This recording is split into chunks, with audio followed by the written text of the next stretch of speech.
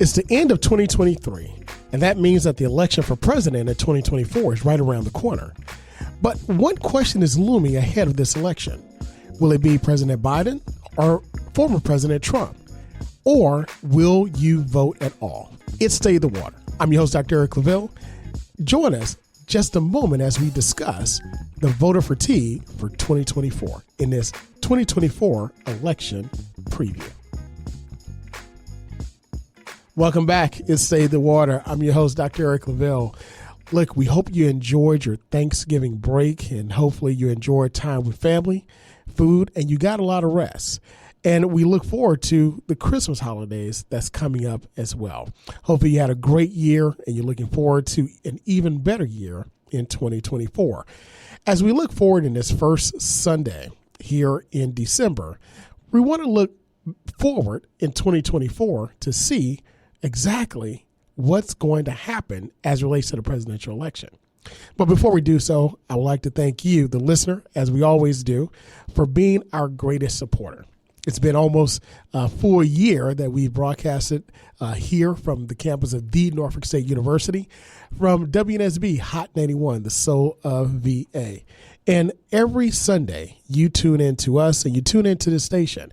And without you, we can't do what we do. So thank you to supporters, and thank you for all that you've done for us as we continue to bring movers, shakers, and policymakers to you to discuss issues that are important to the community. So when we talk about issues important to the community, as I mentioned previously, during this 2024 presidential election preview, one of the major issues that we have that is starting to rise to the top in this election season is, will voters actually come out to vote? According to The Hill, an article published just a week ago, it states that voter frustration could be key to turnout in 2024, according to experts. Former President Trump and President Biden appear to be headed toward a rematch, despite polls showing that many voters are not satisfied with the current options for president. According to experts, they say that this could create a political environment in which more voters decide to sit out the next November election than in past recent elections. As a matter of fact, they've said that turnout could also be uplifted through building intense opposition to the other party's candidates. However, according to a professor at the University of Chicago, these two well-known individuals, and most people know their views, they're really looking at the most relevant question, which isn't that really vast for the majority of people, which is, do I vote for Trump or do I vote for Biden? It's whether I vote at all. Now, I don't know about you, but on this show, we talk about and we educate our listeners about the importance of your vote. In our democracy, in the world, it is really it's the only democracy that champions free vote. One vote, is your voice being able to make a difference. As a matter of fact, we are looked upon as a beacon of light across the world for our democracy and the ability for an individual to cast their vote for the person that they want to represent them, whether it be on the local school board, the local city council, whether it be for judges, congressional members, state representatives, or the president of the United States, you name it, you have an opportunity to make your voice heard. Even when it comes to ballot measures for new taxes or new provisions, new constitutional amendments, whatever the case may be, you have the opportunity to vote. So when we hear about or we read articles and see studies about this that comes out where individuals simply don't want to vote, to me, that's alarming.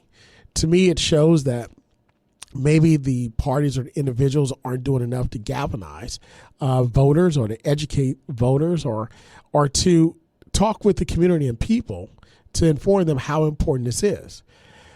But on the other hand, as a citizen of this country and knowing that this being our country, it's also on us to recognize how important it is that we continue to get out and vote.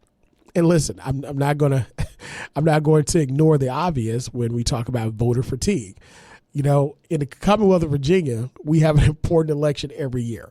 That's a good thing, but also it could be a bad thing because you become fatigued at voting, and you can become fatigued at promises, campaign promises, and stump speeches that really don't deliver what they say they will deliver. So it's a mixed bag, but ultimately, if you don't vote, then your voice cannot be heard. So in essence, a vote not to vote is actually a vote. According to The Hill, the voter turnout has been trending up in most recent presidential elections, staying near or past 60% of eligible voting population since 2004. So about 2/3 of eligible voters participated in the 2020 presidential election between former President Trump and now President Biden, which was the highest turnout in more than a century. Think about that. What was happening in 2020? In 2020, we had a major economic downturn. We had a global pandemic. We had uncertainty in the world. We had chaos emanating daily from the House, the White House. We had local school board meetings blowing up at individuals who wanted to promote certain books and things of that nature. I mean, it was absolute chaos that we were enduring on every single day, not just in our country, in our local communities, but also in the world. But with that being the case, we had the largest voter turnout in a century, over 100 years. I mean, that speaks volumes about the importance of that people at that time. We as citizens saw our vote. It was extremely important. But even with that, even with the global pandemic, even with the downturn in the economy, even with people that we know that are dying because of a disease that we didn't know anything about, even with chaos emanating from our communities, our local school board, council, city council meetings, our state houses, our federal house, and our White House, we still got out to vote. But polls are showing and have regularly shown throughout the 2024 election cycle that many voters simply don't want a rematch. As a matter of fact, just under a year before the election showed about half of registered voters want other candidates to jump in the race. And this is according to a Quinnipiac University poll that was released. As a matter of fact, Republican strategist Karl Rove, who was key to former President George Bush's election victories, told Fox News that he expects turnout to drop in 2024, breaking a recent trend, of course, of increasing higher turnout since 2012. And he thinks that it's going to go down for these two men and nominees and their parties because both take this as take no prisoners approach to American politics. But the Democratic representative, Representative Preela Jayapal out of Washington, who is the chair of the Congressional Progressive Caucus, she also expressed concern Monday on CNN about voters staying home if they don't feel their issues are being addressed. She says that our biggest swing voter is not our base who won't swing to Donald Trump or a Republican, but they will swing right out to the couch if they don't think it's worth their time. Matter of fact, she says, if nobody's paying attention to them or if they're being ignored or taken for granted. She said, adding to 2024 could be 2016 all over again for the Democratic Party. And of course, we know with 2016, it was highly anticipated that former Secretary of State Hillary Clinton would become president, except for myself, which I've said on this show and predicted earlier that Donald Trump would be the nominee and would win the election over Hillary Clinton as well, all the way back to 2015 and early 2016. But according to the article, Republican strategist Charlie Colin, who's the chief strategist for Red PAC, said he believes lower voter turnout would likely benefit Trump more than Biden. And he argued that many in 2020 were voting more against Trump than for Biden, and less enthusiasm exists for Biden right now. So could this mean that, according to this article, that excitement is necessary for base to come to the polls, and the presidential candidate would be the main way to excite voters, but the parties have to do alternative methods of getting people to vote, including ballot measures? So when we talk about getting people out to vote, and again, elections, they are about excitement. They're about the rah-rah, it's about the stump speech. It's about galvanizing people in hope and belief and the like. But that tends to, like an air in a balloon, that tends to go out once the balloon reaches a certain level or it pops. So elections are about excitement, but they're also about substance. They're about issues. They're about things that are affecting our everyday lives and things that are on the ballot. So when we neglect to get out and vote, we're neglecting to speak to those things that are on the ballot. We're neglecting to speak to those measures, those laws, those public policies that will actually govern our lives each and every day. Once again, a vote not to vote is actually a vote itself. So what issues or ballot measures are we looking at on the ballot itself? As a matter of fact, according to Colin, he says the presidential candidate is obviously going to be the most excitement at the top of the ticket in every state, but they've seen ballot measures really affect races that are down ballot and at the top of the ballot as well. So according to Colin, if you're looking at swing states and what Kemp is trying to win, those ballot measures have to be really favorable to their party and motivate their base to get out. So that becomes extremely crucial. So what are those ballot measures that in each state, if you're not excited for the presidential candidate, if you're not excited for your party, you're not excited for actually electing or reelecting a former president or a current president, what really matters to you? So we've seen, according to The Hill, ballot measures have really increased in the past year and a half, especially when we put several states in issues of voters of abortion and the aftermath of abortion of the Supreme Court overturning Roe versus Wade on the ballot.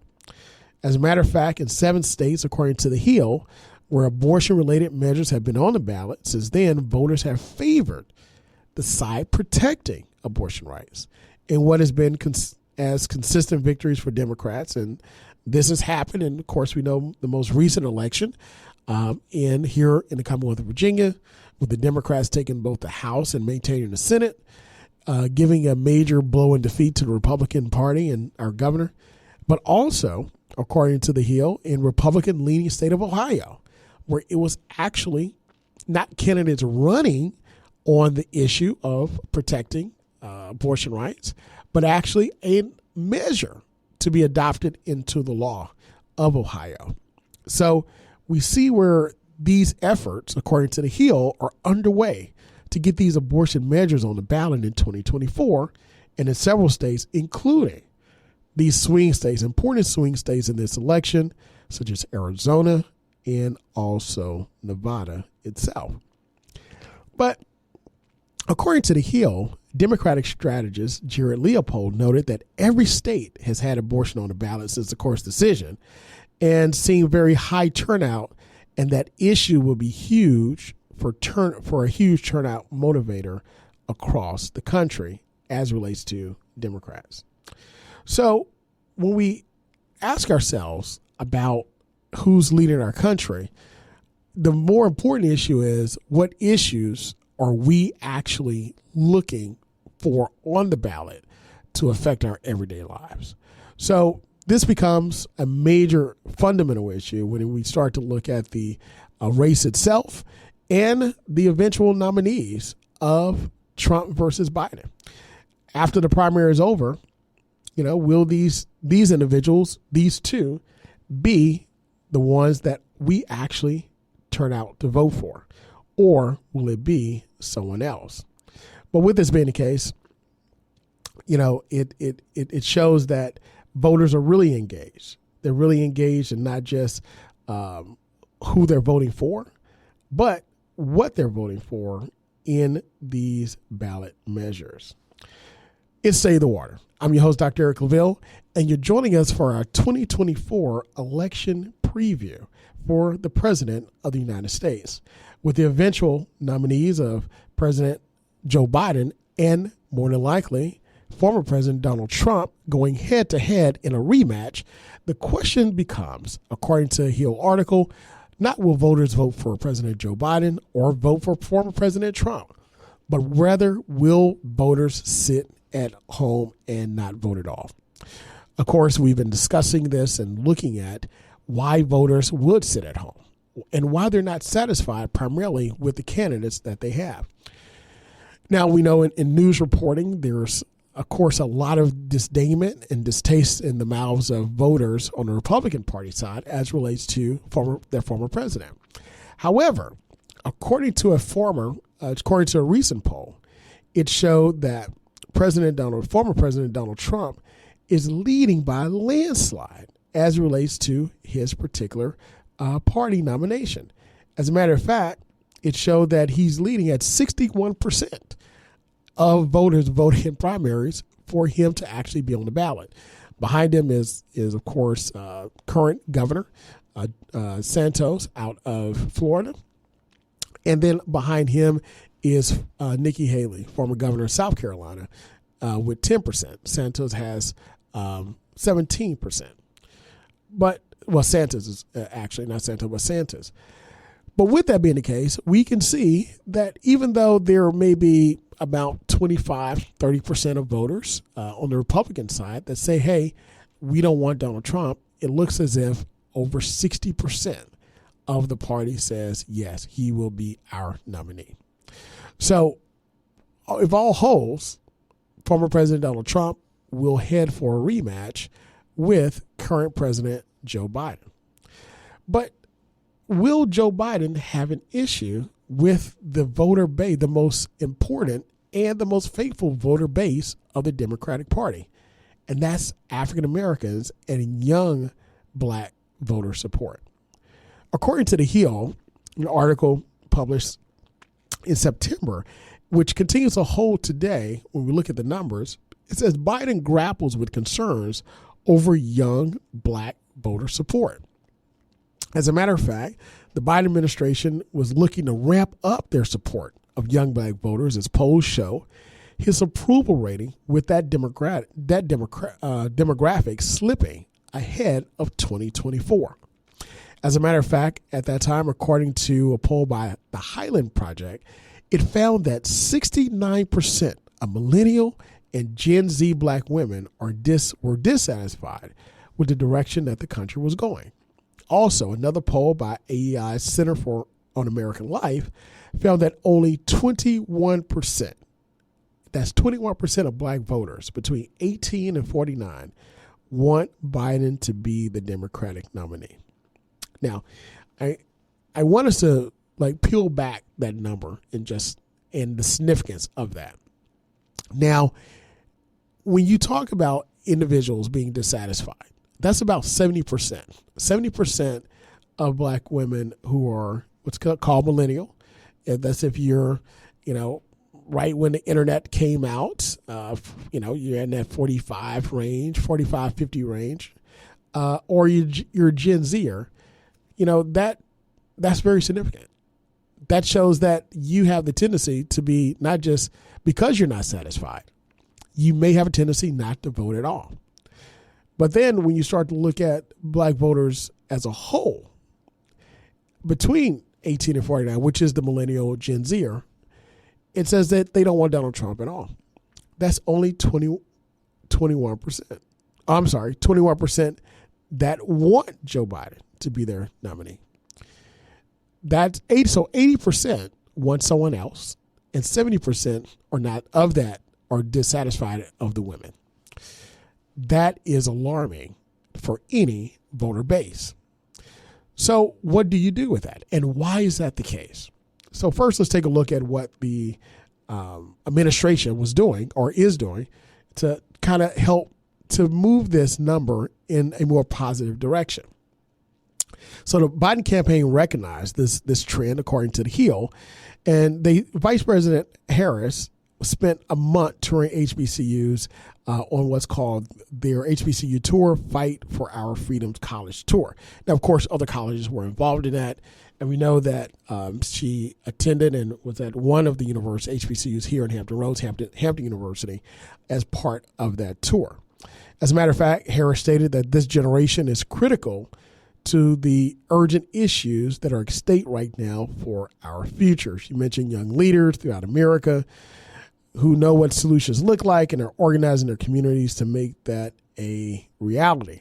So she stated that they're counting on, meaning the Biden administration, counting on them and that they need them, and saying that they're everything. But Agent Shropshire, executive director of the left-leaning Black PAC, said Black voters have become critical electorate for Democrats who cannot win an election without their support. So if you can't win an election without their support, she's saying that the energy that drives the electorate, that Black voter electorate, that young Black voter electorate, that millennial to Gen Z. By the way, I'm a millennial, right? So I fit right into this category, but I see it from a different perspective. But she said the young Black voters tie their activism and participation in the culture to why they actually vote. So their cultural element, according to Shropshire, to political engagement and political activism in the Black community is the energy that young people bring. And I like the fact she's still calling millennials young. But young people really bring to the polls, and it sends a message about when the moment for the Black community comes together and act in unity, protecting Black communities and Black communities' interests and the Black community's future. So knowing that the energy of this demographic of the Black community is tied to activism, that means a lot of policies that are actually championed by either party, whether it be the Democratic Party or the Republican Party, and more specifically the Democratic Party in this instance, because these are the voters who are voting for Democrats, have to actually mirror that. You know, when you talk about what really took place during the time of the pandemic, BLM, Black Lives Matter movement, when we look at the issues that were facing the Black community as it relates to over-policing, poverty, Black maternal health, over the pipeline to prison to pipeline, I mean, all of that, the economic deserts, the food deserts that exist, environmental racism, all of that came to the forefront. It bubbled to the top. And African-American young Black voters show that these are the issues that we are excited about. These are the solutions that we really want to see. And not only that, but also the albatross around the neck of a lot of our African-American students that went to college, and not just African-American, but individuals that go to college themselves, of student loan debt. They wanted to see push on that. So when they say that they're not satisfied, that part of the demographic, they're not satisfied with the way things are, it simply means that they haven't seen those policies.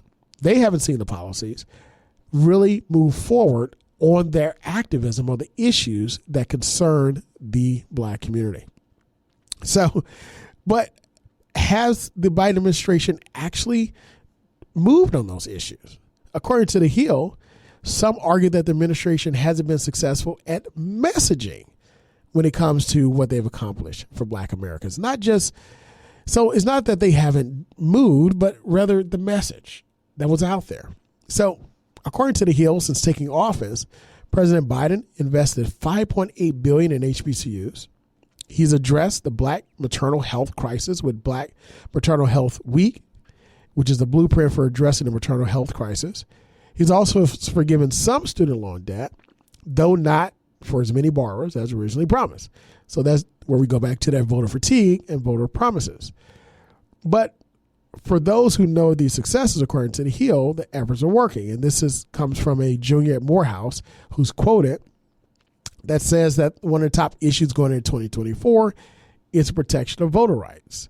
So according to this particular student at Morehouse, Kaishun Nichols Smith, he says, I think what we're seeing more and more is a lot of young Black voters becoming more politically engaged and furthermore, deepening their understanding of the political process. So he believes there's a two-edged sword of narratives about the left and the right, and that means that voter education is really beneficial. So once again, we talk about education. What have you done? But in politics, it's all about, in business, is what have you done for me lately? So being able to message and educate the public about what they've done is really the issue. According to the Hill, it says the Biden-Harris administration, they're reaching out to young black voters, particularly HBCU voters, hearing their concerns, things like student loan debt, racism, and also things of that nature. But it's beneficial so far, but by creating more dialogue. However, is dialogue enough? According to Pew Research Center, they found that 70% of American adults younger than 30 would rather have the popular vote determine presidential winners, and 58% want to expand the Supreme Court. So it goes back to, has something else working in the favor when it comes to being progressive or progressive trends. But according to a junior Spelman, Ariane Levin, who identifies as Democrat, she believes that the issues that black voters care about the Republican Party aren't likely to address. So with that, she feels that individuals may be dissatisfied with the Biden administration. They may be dissatisfied with how the messaging or messaging at all is coming from the White House. But she believes that they're really not going to vote for the Republican Party because their Republican Party is very unlikely to address Black Lives Matter movement issues and other movement issues of the black community of activism in their platform or their agenda. So, especially when you look at what's happening with some of the candidates for the Republican nomination, there really hasn't been any addressing of black issues that have come from their platforms at all. As a matter of fact, when the issue of removing certain information or certain historical teachings from black history in Florida, a lot of Republicans sidestepped the issue. As a matter of fact, they said, they really didn't want to address it. Even some of the African-American candidates for presidential nominee for the Republican Party. So again, what the polls show, the article is right. It's not that voters, the biggest swing voters, aren't those that are going to swing from one party to the next, but rather, will they actually get out and vote at all? One conversation that I have many conversations with a lot of colleagues and people that stop me and just want to talk politics. And one thing that is noted, what this administration has done, President Biden, is that he didn't ask for the pandemic, but he led us out of the pandemic. If you notice, nobody has masks on. We have, if you want to get a vaccine, you can get it. You can go right up and walk up and get it for free or get it through your insurance. Not only that, but the economy was tanking. And right now, the United States is the only stable economy post-pandemic in the world. China is suffering, the second largest economy. And others see the U.S. dollar as their safety net. But not only that, but President Joe Biden put the first black woman in the White House as vice president, the first black woman on the U.S. Supreme Court, the first African-American male as Secretary of Defense. And no, he has not forgiven all student loan debt, but he's forgiven quite a bit. So once again, it's not so much what have you done, but are you communicating what you've done? But one thing I want to communicate to you is choosing not to vote is not an option. Every election, go out, vote, make your voice heard, and ensure that the public and the politicians know that you are engaged. Thank you for joining us for this presidential preview of 2024. Continue to tune in as we continue to follow this race, because your vote is important, because it's your country, it's your future, it's your community. Tune in next week, as you always do, as we continue to delve into issues important to the community. I'm Dr. Eric LaVille. Be good, be great. God bless, and we'll see you next week.